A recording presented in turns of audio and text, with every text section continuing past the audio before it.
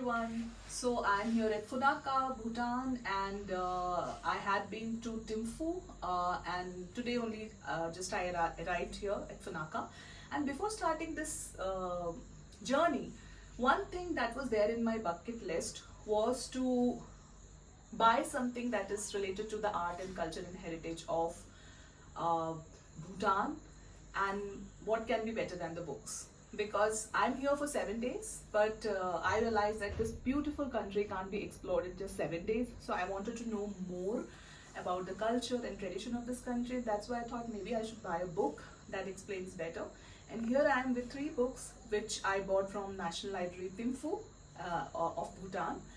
And so I just wanted to showcase these 3 books. The first one which I bought from the National Library is The Art and Culture of Bhutan, Reflections on Bhutanese Cultural Wisdom Over Time, written by Kempfu Phuntsuk Tashi. So this is a very colorful, it's a very heavy book, and I'm still wondering that how I'm going to carry it back to India. It must be 2 to 3 kgs in weight. It's a very colorful book with lots of pictures, real pictures, beautiful photography about the art and culture of Bhutan, the landscapes, the culture, the dance, the festivals, all I wanted to know about Bhutan. And it has like many chapters. I'll just read out some of the chapter descriptions. Like, it starts with what is the culture of Bhutan, then the cultural identity of Bhutan. So Buddhism is the primary religion which is followed by people here. And so the third chapter is about engaging Buddhism art along the path of enlightenment. Cultural and spiritual ecology.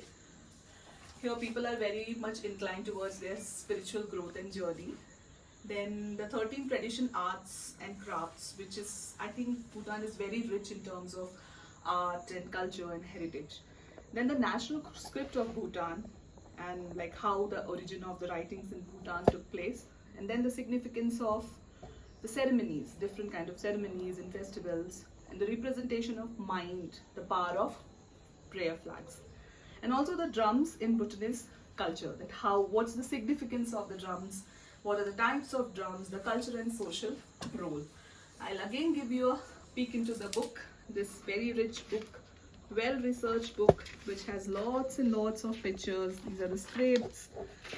The museum from where I bought the book had this scripts. This is from, I think, from the handmade paper factory. And so these are like the cultural, the idols, and how the livelihood, how the people are engaged in the farming, all those stuff, the culture, the food.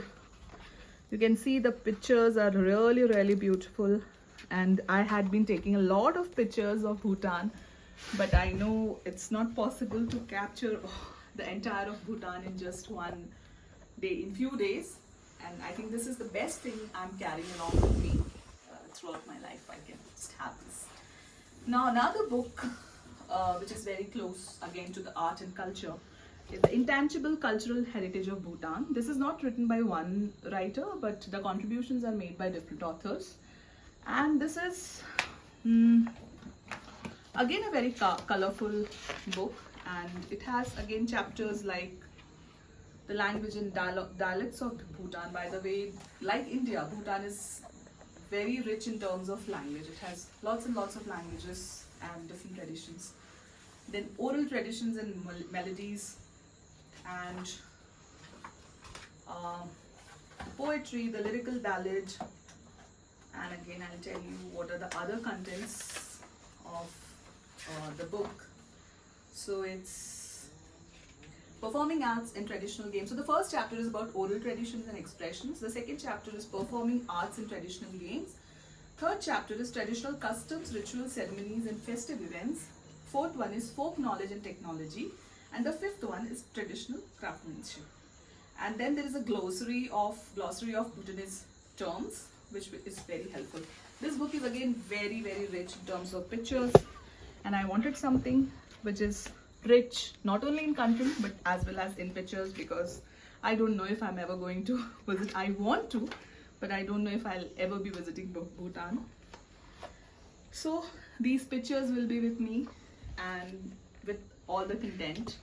I think this is a treasure which I'm carrying back with me. So I just wanted to show you. And this is a great way of carrying back an entire country with you through books. And as you all know, I'm a book lover. I love reading books, and I don't know, this is something very new because I'm a fan of classics. I like fiction, I like poetry, but travelogues I have not explored much. I used to read mostly through blogs or digital medium, but here this is something which I had in mind, and the moment I reached Bhutan, I started, exploring and asking people that where can I get books which are related to the arts and culture and traditions of Bhutan. And then I got this in National Library. You can see this. It's a beautiful, beautiful book. And the third one is a poetry. Being a poet and a poetry lover, this is something which caught my eyes. This is The Colors, A Bhutanese Consciousness, Poems Unplugged. It's written by Vikas Sangrola. And as it is written here, it's the first English poetry to go international by a Bhutanese author. So here the book has around collection of some 25 to 30 poems. And it's mostly philosophical. The book starts with the tribute to the Bhutanese kings, the Wangchuck dynasty, vision, mother, ascendance, Bhutan, my native land. So it's filled with a lot of love towards one's native land, habit, wisdom, spiritual journey, spiritual growth, peace, which is the essence of this land, parents' hope, the lost king, and all this stuff. It's a very thin book, and I have only read a couple of poems, but what I can say after reading these poems is that the poems are very accessible, written in very simple language. It's very filled with beauty and charm of the land. So Sangrola is an IT engineer by profession and the son of a bandmaster, and he travels across and around different places with a motivating message to awake, arise and shine. So these are all the books which I'm looking forward to read. I've already started reading and exploring, and I believe these are the books which we don't have to sit and finish in hurry. We can just sit and take like a little sip of a tea. We can just read little and come back to the books. So I just wanted to share all these things with you, and I would suggest when you are traveling, the best way not to explore the country or the land is not only to travel but also to mingle with the locals and to study their literature. I hope you enjoyed and you would share your journeys as well. Thank you. See you soon. Bye.